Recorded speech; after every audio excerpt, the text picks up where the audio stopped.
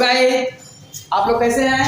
देखिए कक्षा 10 का गणित अध्याय 3 का चैप्टर का नाम है दो चर वाले रैखिक समीकरण युग्म। बहुत इंपॉर्टेंट और आज का जो वीडियो होगा आपके लिए यूपी बोर्ड में कम से कम 4 नंबर प्लस लाएगा। देखिए कैसे, बहुत ध्यान से देखिएगा। हमने बताया था अगली वीडियो में कि आलेख यानी ग्राफ से बोलते हैं कि 3 स्थितियां हमें बताना था। क्या क्या बताना तो देख लीजिए। एक तो मैंने लिखा दोनों रेखाएं एक बिंदु पर मिले, जैसे देखिए एक रेखा दूसरी रेखा एक बिंदु मिली O पे, उसको हम लोग बोलते हैं प्रतिच्छेद। इसका परिभाषा क्या होगा?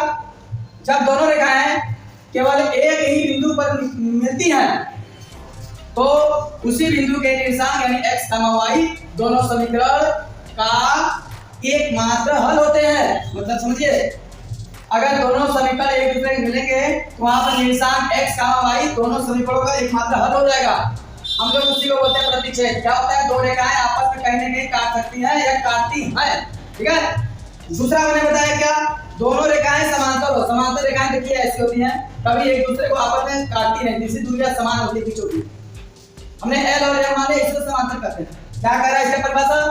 जब दोनों रेखाएं परस्पर समांतर होती हैं तो वे कभी भी एक दूसरे को नहीं काटती। देखिए कभी भी एक दूसरे को नहीं काटती, जैसे ट्रेन की पटरी, ठीक है। अब ये समांतर रेखा ये होती है, ठीक। अब तीसरी क्या है? दोनों रेखाएं एक दूसरे पर पूरी तरह स्थित हो। अब पूरी तरह स्थित होने का मतलब देखिए क्या है, हमने कहा एक लाइन इसमें खींचा, अब दूसरी लाइन इसी के ऊपर से मैंने दिखा दिया, इसी के ऊपर दूसरी लाइन हम थोड़ा मोटा कर देते, ठीक है।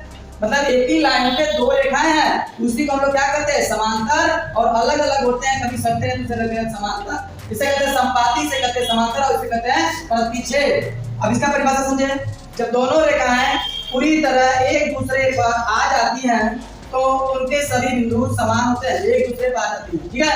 अब हम यहाँ एक स्पेशल पॉइंट आपको बता दें कि जब भी कोई प्रतिच्छेद रेखा होती है उसको हम इससे हल समीकरण में जानते हैं। क्या कहता है? एक अद्वितीय हल। एग्जाम में पूछता है एक अद्वितीय हल का समीकरण बताइए। अगली वीडियो में इसका समीकरण बताया जाएगा। फिर दूसरे को हम लोग समांतर बोलते हैं, तो समांतर के एक नाम से और जाना जाता है, उसका नाम है कोई हल नहीं, ठीक है। और तीसरी वीडियो में तीसरे नंबर में हम लोग बताएंगे अनंत हल, मतलब संपाती होता है अनंत हल। अब ये क्या होता है? एक अद्वितीय हल, एक कोई हल नहीं, अनंत हल। इसको हम लोग अगली वीडियो में और बहुत अच्छे समझेंगे। धन्यवाद।